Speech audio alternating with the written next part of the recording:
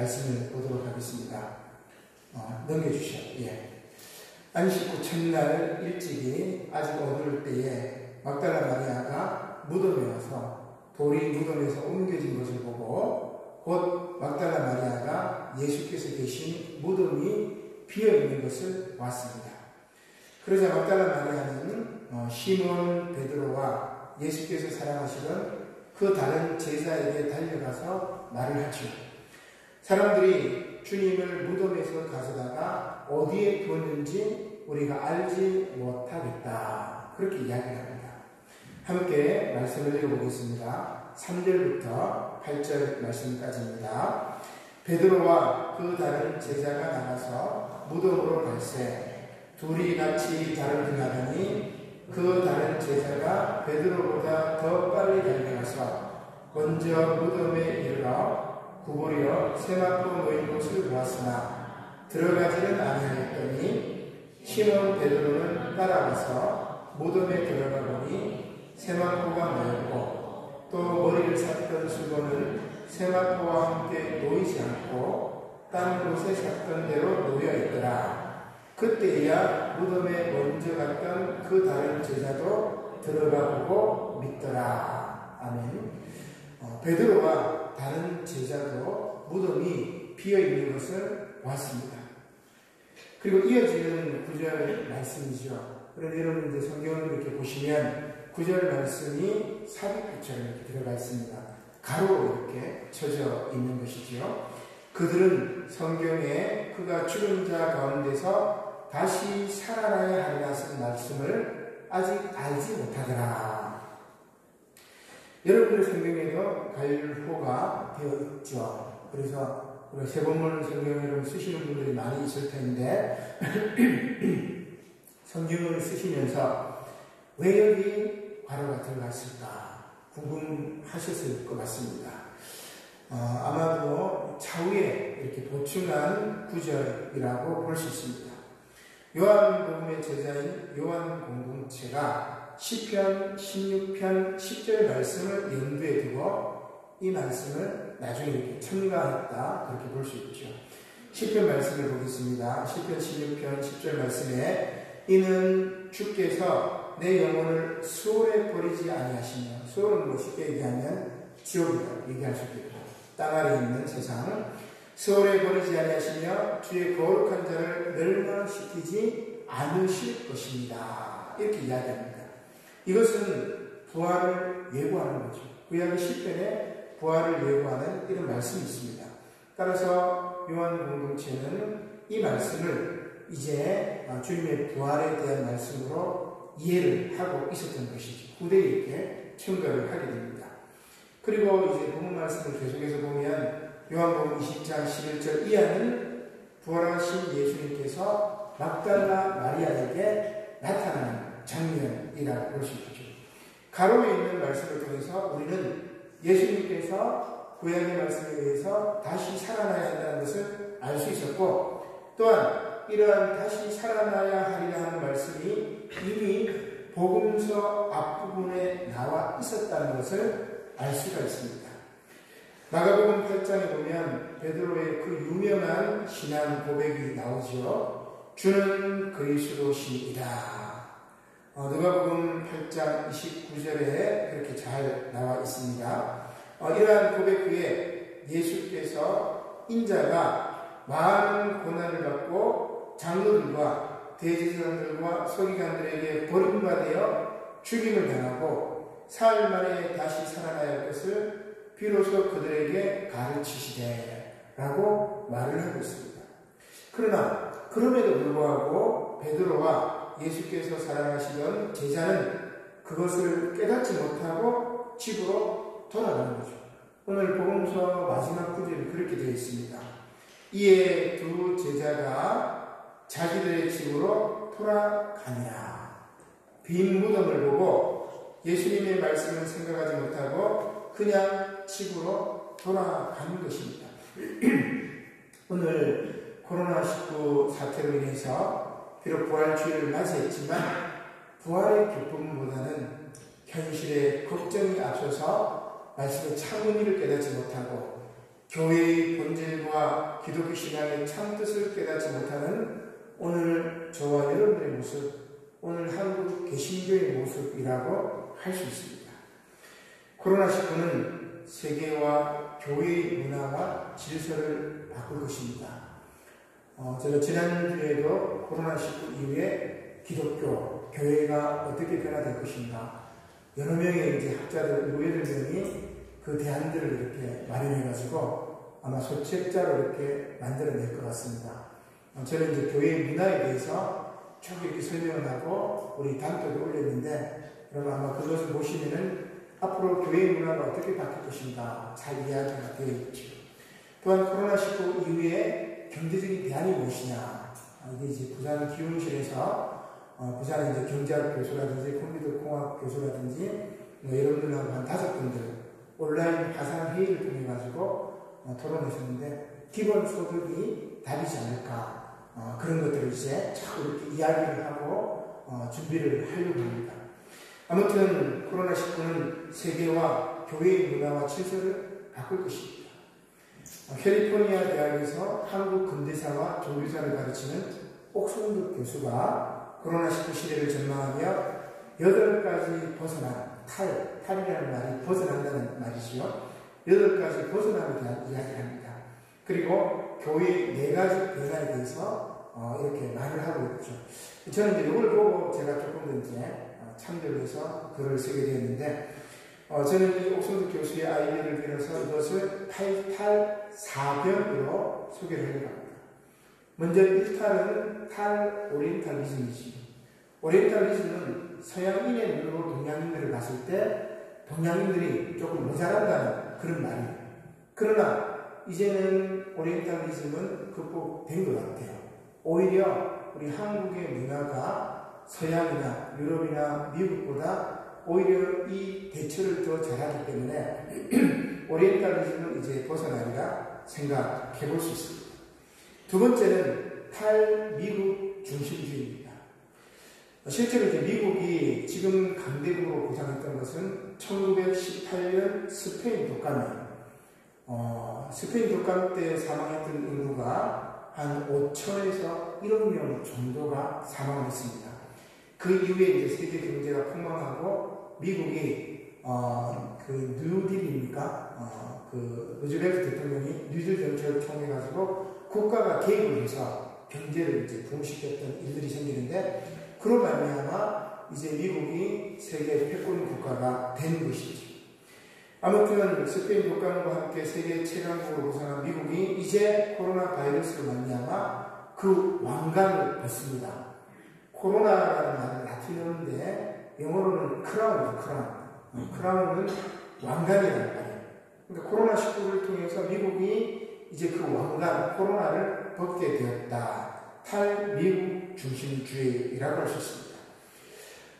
미국에 있는 이제 사람들하고도 이렇게 소통 이렇게 보면 장난이 아니에요. 여러분 뉴스를 이렇게 보셨겠지만 미국은 현재 마스크 값이 장난이 아니죠.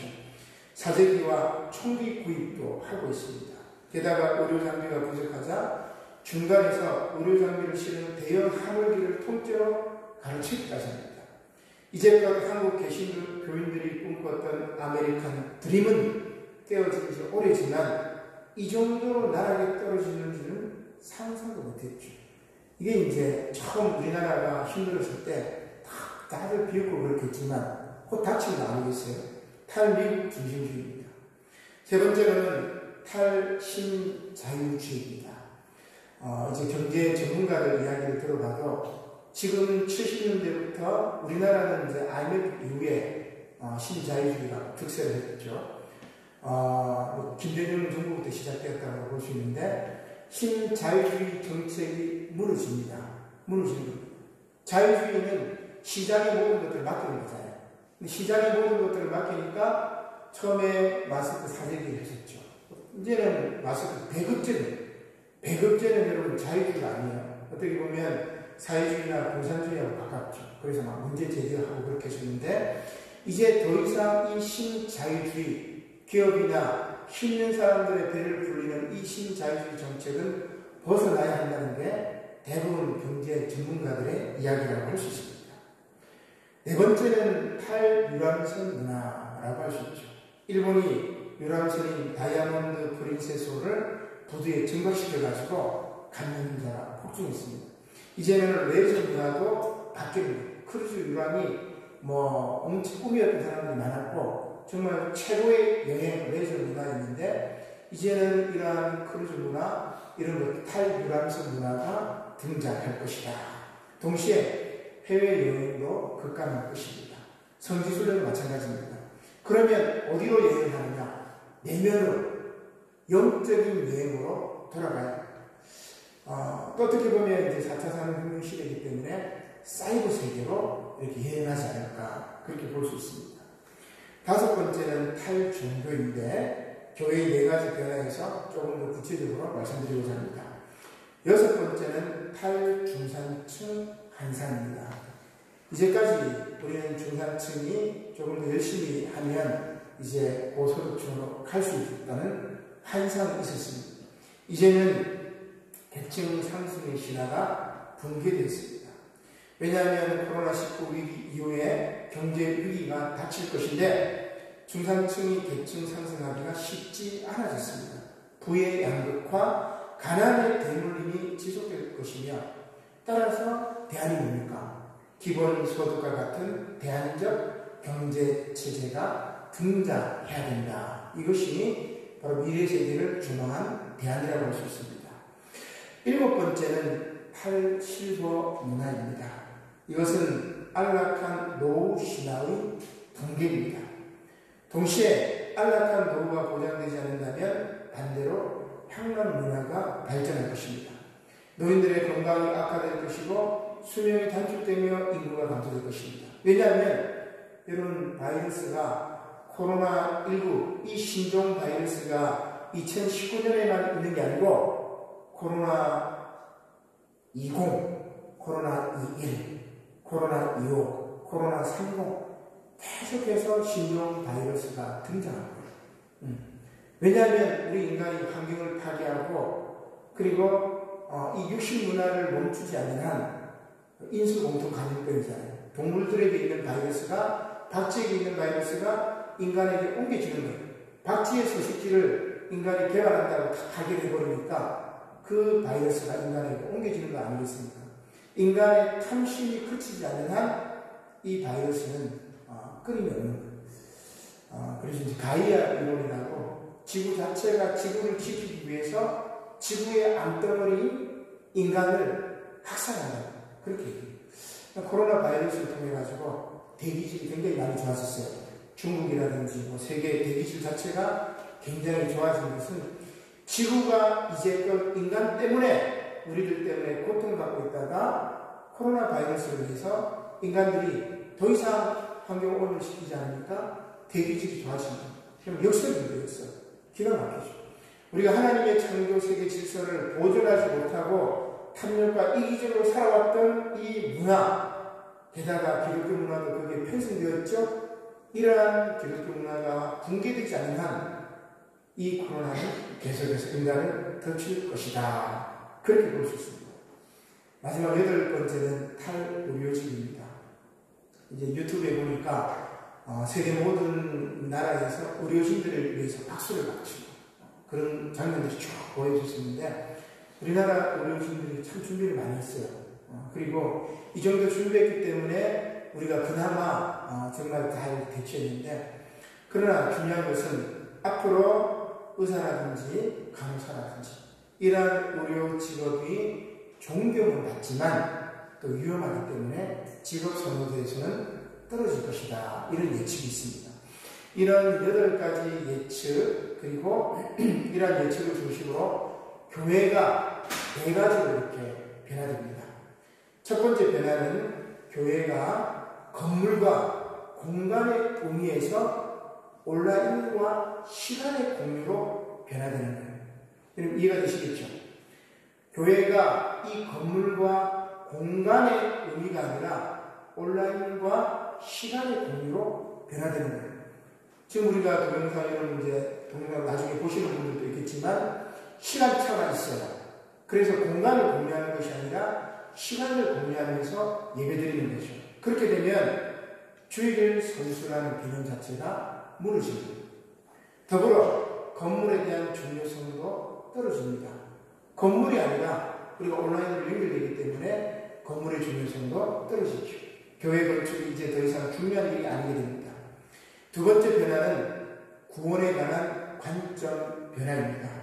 이제껏 개인과 가족, 개교회 중심의 구원이었다면 이제 코로나19 이후에는 모든 이 사회와 환경 공동체가 다 연결되어 있다는 것을 깨닫게 됩니다.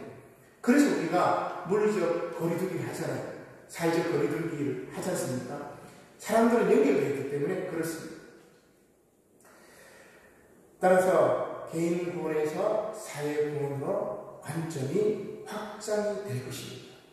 특히 이번 코로나19 감염병의 등장에 가톨릭이나 성공의 불교계의 대처를 보면 체계적으로 조직적으로 움직입니다.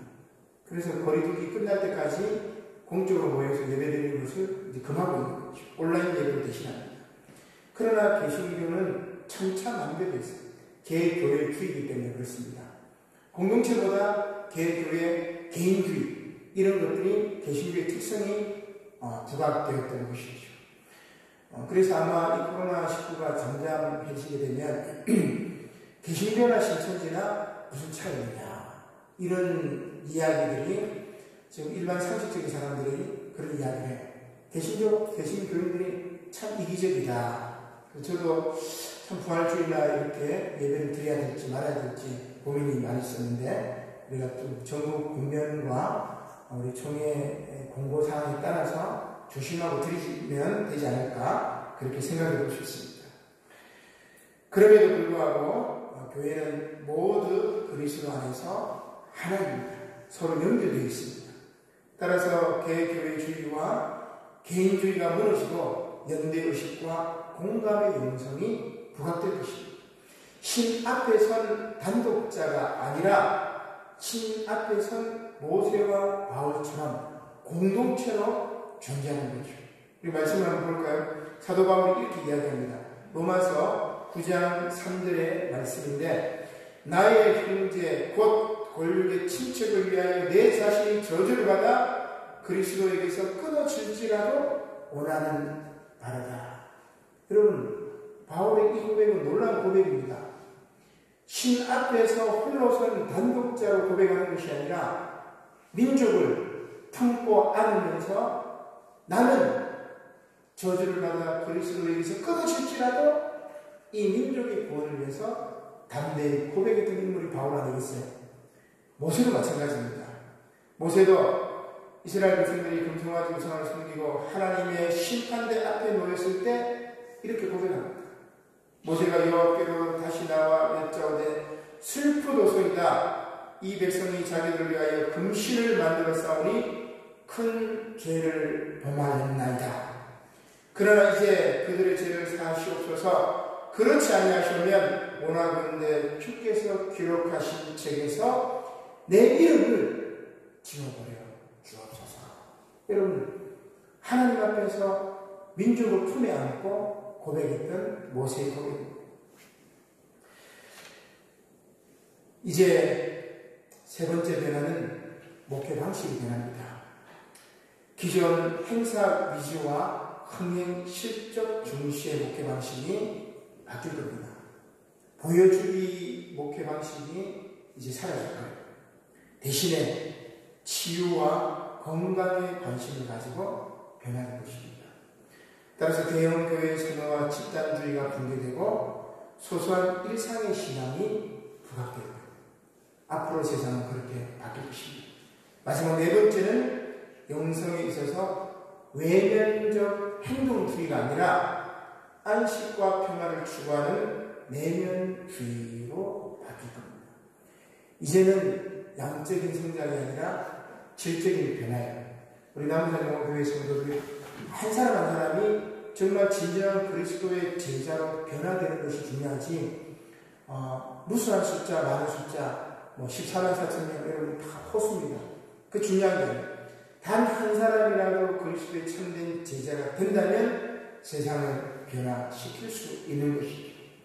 바이오로 코로나19로 인해 BC, Before Christ, 그리고 AD, 안 도미니, 주님의 날. 이 Before 기원전과 AD 기원 후가 바뀌기도 했습니다. 즉, Before 코로나 이전과 AD, After Disease, 질병 이후의 세상이라고 이야기를 하는데, 이제껏 지금까지의 인류의 문화가 변하지 않으면 안 된다는 것을, 이것은 지금까지의 인류의 문화가 변하지 않으면 안 된다는 것을 보여줍니다. 더불어 교회의 문화도 그리스도인들의 신앙도 죽임의 문화, 자기 자신을 아는 개인주의의 문화, 혐오의 문화가 아니라 생명의 문화, 배려의 문화, 아낌의 문화, 연대의 문화, 공동체의 문화, 공감의 문화로 거듭나야 한다는 것을 보여줍니다. 이것이 부활의 본질적인 원인이라고 할 수 있습니다. 다시 우리 복음서 말씀으로 돌아가 보겠습니다.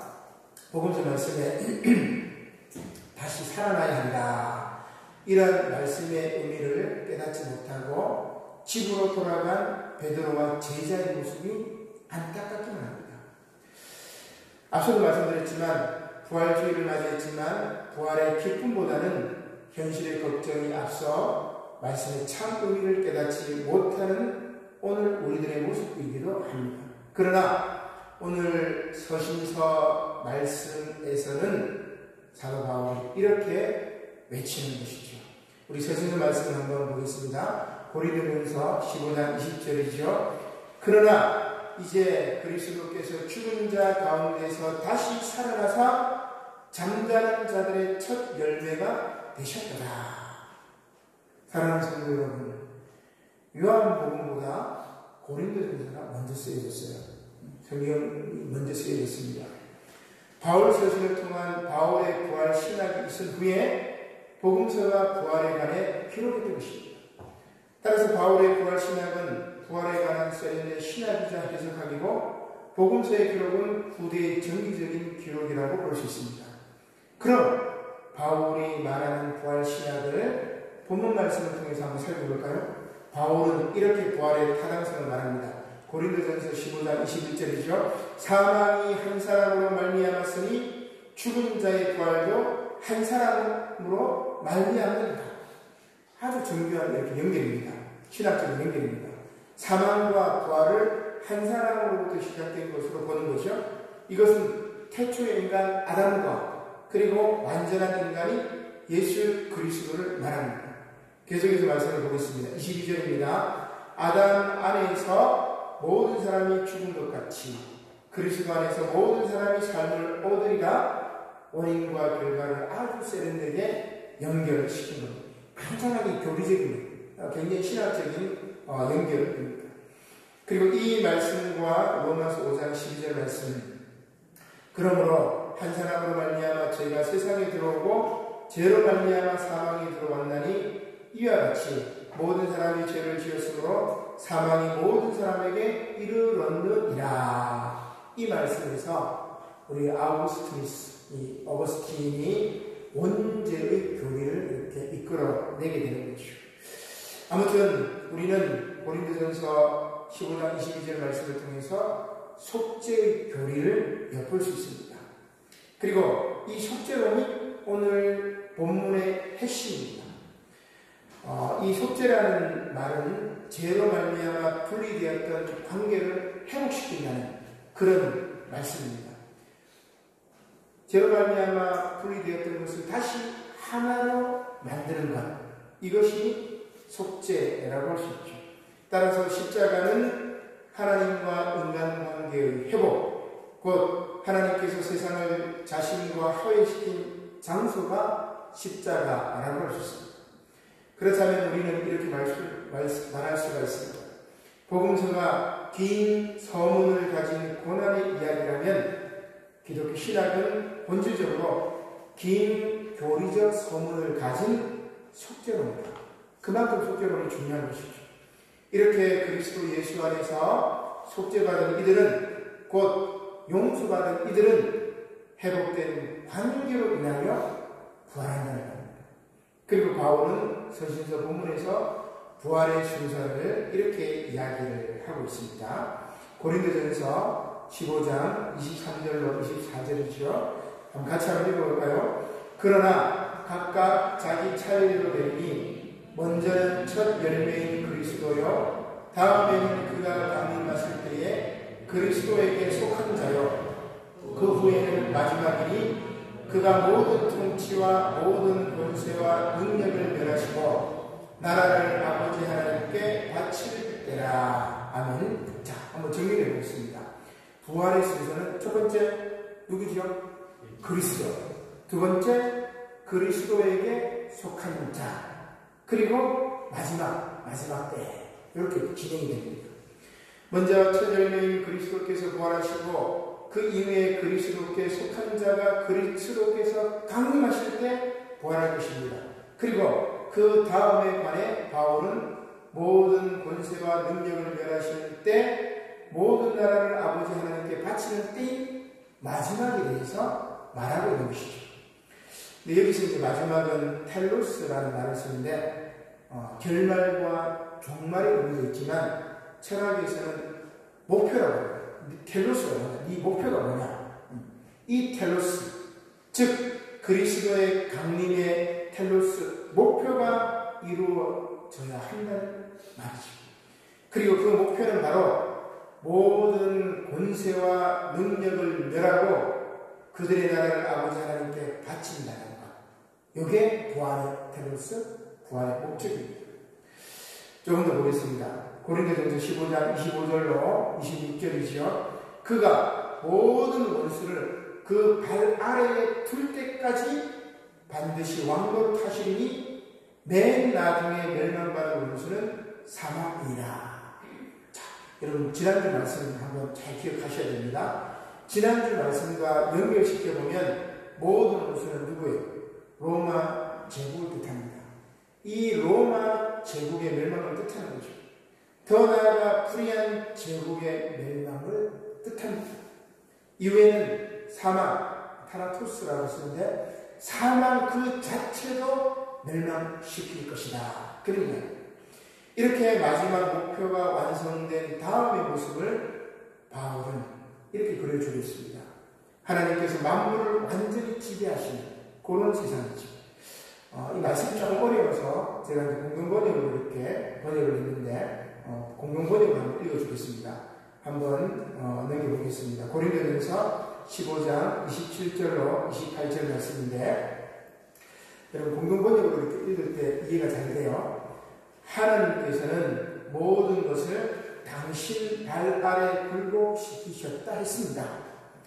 이렇게 모든 것을 굴복시키셨다고 할 때 굴복시키시는 그분은 그 속에 포함되어 있지 않다는 것이 분명합니다. 이리하여 모든 것이 그분에게 굴복당할 때에는 아들인 자신도 당신에게 모든 것을 굴복시켜 주신 하나님께 굴복하실 것입니다. 만물을 굴복시키시고 아들님도 하나님께 굴복당한다는 겁니다. 아들이기 때문에. 그때에는 하나님께서 만물을 완전히 지배하게 될 것입니다. 최초의 천지창조 때의 모습, 타락했으나 다시 대속적인 죽음, 십자가의 죽음을 통해서 이것을 다시금 회복시켜 주셨던 속죄로, 그리고 다시 사탄마귀의 권세 사망까지 굴복시키시고 저 불의한 제국 로마까지 멸망시키시고 다시 하나님께서 통치하시는 만물을 지배하시는 그런 세상이 텔로스 목적이라는 겁니다. 이게 기독교 역사관의 시작과 끝, 알파와 오메가죠. 그리고 이 예시가 구약에 잘 나왔어요. 그래서 참 새로운 말씀이 너무너무 대단한 게 서신서 말씀만 이야기하면 부활의 의미가 관념적으로 들려요. 복음서 말씀으로만 이야기하면 젊은 세대들은 비과학적이라고 이야기합니다. 그러나 구약 성서의 말씀을 통해서 부활의 의미가 이렇구나. 저는 너무나 귀한 깨달음을 얻었는데 구약이 잘 나와있죠. 곧 이스라엘 백성들이 애굽의 압제에서 벗어날 때 경험한 역사였습니다. 구약 말씀을 우리 같이 한번 보겠습니다. 출애굽기 15장 13절로 18절 말씀 같이 읽겠습니다. 주의 인자하심으로 주께서 구속하신 백성을 인도하시되 주의 힘으로 그들을 주의 거룩한 처소에 들어가게 하시나이다. 여러 나라가 듣고 떨며 블레셋 주민이 두려움에 잡히며 에돔 두령들이 놀라고 모압 영웅이 떨림에 잡히며 가나안 주민이 다 낙담하나이다. 놀람과 두려움이 그들에게 임하매 주의 팔이 크므로 그들이 돌같이 침묵하였사오니 여호와여 주의 백성이 통과하기까지 곧 주께서 사시는 백성이 통과하기까지였나이다. 주께서 백성을 인도하사 그들을 주의 기업의 산에 심으시리이다. 여호와여 이는 주의 처소를 삼으시려고 예비하신 것이라. 주여 이것이 주의 손으로 세우신 성소로소이다. 여호와께서 영원 무궁하도록 다스리시도다 하였더라. 아멘. 물론 이것은 일명 모세의 노래라고 칭하는 승리의 노래입니다. 홍해를 건넌 다음에 하나님의 그 구원 사건을 감격해서 모세가 찬양했던 노래지요. 능력의 팔과 콧김으로 이스라엘을 구원하셨음을 찬양한 그런 내용입니다. 이스라엘 백성들을 쫓아오는 바로의 말과 병거와 마병이 함께 바다에 들어가며 여호와께서 바닷물을 그들 위에 되돌려 흐르게 하셨으나 이스라엘 자손은 바다 가운데서 마른 땅으로 지나간 놀라운 사건이죠. 오늘 본문 말씀에 이어지는 이 말씀도 모세의 누이 미리암의 노래입니다. 미리암의 노래인데 말씀을 다시 한번 보겠습니다. 출애굽 95장 20절로 21절 말씀 아론의 같이 읽겠습니다. 아론의 누이 선지자 미리암이 손에 소고를 잡으매 모든 여인도 그를 따라 나오며 소고를 잡고 춤추니 미리암이 그들에게 화답하여 이르되 너희는 여호와를 찬송하라. 그는 높고 영화로우시며 말과 그 탄자를 바다에 던지셨음이로다 하였더라. 아멘.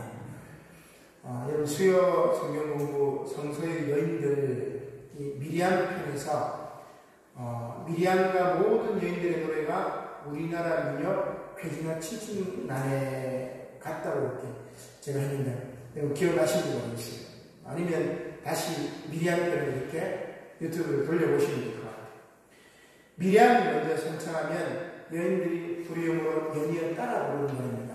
지금 이게 출애굽 15장 20절로 21절 말씀이 그거예요. 여인들이 미리암을 따라 나오며 소고를 잡고 춤추니 미리암이 그들에게 화답하여 이르되 노래 부르는 거예요. 그러니까 주고받고 미리암이 선창하면 여인들이 따라 나와가지고 막 이렇게 또 합창하고 이게 이제 회지나 칠순난이하고 비슷하다 이야기할 수 있습니다. 그림을 한 번 더 넘겨보면은 그 모습으로 나오죠. 미리암이 소고 들고 노래 부르면 여인들이 뒤따라와서 회지나 칠순난에 그렇게 미리암이 먼저 선창합니다. 여호와를 찬송하라. 그러면 여인들이 회지나 칠순난에 이렇게 합니다. 우리 식으로 미리암이 그는 높고 영화로우시다 하면 여인들이 회지나 칭칭나 한번 해볼까요? 말과 그 탄자를 바다에 던지셨다 회지나 칭칭나 아멘 이렇게 부르는 거예요. 물론 이렇게 회지나 칭칭나에 하지는 않겠죠. 그러나 미리암이 순창하면 모든 백성들이 하나님을 찬양 할렐루야 그렇게 합니다. 그럼 왜 회지나 칭칭난이냐? 회지나 칭칭난이라는 말의 뜻이 뭡니까? 쾌제라. 쾌지나라는 말, 쾌제라는 말. 쾌제라. 좋구나. 기분이 좋구나. 쾌제라. 가든 청정이 쫓겨나가네. 가든 청정. 여러분 임진왜란 할 때 우리나라 쳐들어왔던 일본 그 장군 중에 선봉장이 가든 청정. 일본말 가토 기요마사. 근데 가토 기요마사는 우리가 잘 모르고 가든 청정하면 우리 옛날 분들 많이 알아요. 쾌제라 가든 청정이 쫓겨나네. 이게 회지나 칭칭나네 이 말입니다. 여러분 놀랍지 않습니까? 침략군의 수계가 쫓겨나가기 때문에 좋다라는 노래가 바로 쾌지나 칭송이다. 정말 여러분 미리암의 노래하고 잘 연결되죠. 우리를 죽이려고 쫓아왔던 저 애국 군대가 홍수에 쓸려가지고 쫓겨나가네. 쾌지나 칭칭나네. 그런 얘기죠. 사랑하는 성도 여러분, 이제 2020년 부활절을 기점으로 세계의 역사와 교회의 역사는 새롭게 변화될 것입니다. 힘자라가는 미국, 유럽은 물론이고 일본까지, 중국도 마찬가지입니다. 대부분의 선진국이 우리나라보다 앞선 민주주의 국가가 아니라는 것이 드러났습니다. 그러나 동시에 걱정스러운 것은 이제 한국교회가 더 이상 이 위기의 시대에 대안이 아니라 문제거리라는 것도 드러납니다. 따라서 그리스도께서 부활하시고 그리스도께 속한 이들이 부활할 때 불의한 이들은, 홀뿌린 신앙인들은, 껍데기들은, 가라지들은, 생명을 존중하지 않는 이들은 마지막 심판을 경험할 것입니다. 곧 그리스도의 발 아래에 두어질 것입니다. 또한 하나님께서는 교만의 말을 탄 자들을 바다에 던지실 것입니다. 혐오와 증오의 말을 탄 자들을 심판하실 것입니다. 말뿐인 사랑을 선포하는 이들 역시 울리는 꽹과리가 되어 주님의 심판 아래 놓여질 것입니다. 사랑하는 성도 여러분, 오늘은 그리스도 예수께서 사망 권세를 깨뜨리고 부활하신 부활절입니다. 그리고 이 부활의 텔로스, 이 부활의 목표는 결국 짐승과 같은 제국의 권세를 꺾고 창조주 하나님께서 만유의 주로서 만유 안에 계시려 하심이라면 이제 코로나19 이후의 세상은 하나님의 창조의 목표에 한 걸음 더 각으로 우리를 이끌 것입니다. 그것은 바로 생명과 평화, 정의와 사랑입니다. 그 길을 준비하시는 저와 여러분들이 되시기를 주님의 이름으로 간절히 축원합니다. 아멘. 고마우신 하나님 감사를 드립니다. 주님의 거룩한 부활을 맞이하며 이 시간 아버지 하나님 저희를 함께 모여 예배드리게 하시니 감사를 드립니다. 예배 후에 한 사람도 아버지 하나님 불상사가 생기지 않도록 주님께서 눈동자같이 보살펴 주시고 이제 아버지 하나님 말씀의 참 뜻을 깨닫고 부활의 본질을 깨닫고 주님의 사랑을 증거하는 우리 남산영호교회 모든 성도들 다 될 수 있도록 은혜를 허락하여 주시옵소서. 감사를 드리며 예수님의 이름으로 기도드립니다.